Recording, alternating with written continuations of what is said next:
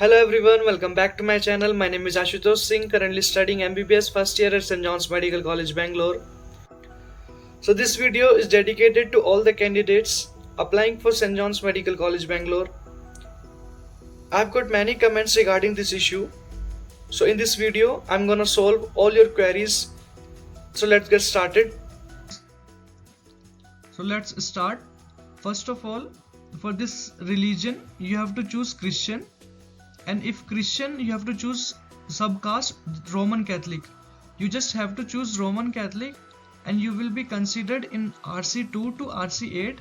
And during document verification, you have to show your document, means for which category you want to apply for.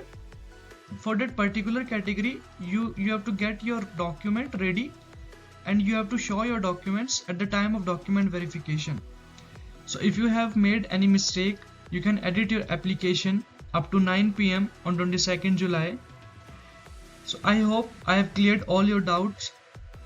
Kindly subscribe this channel so that you don't miss any important updates. Thank you for watching my video.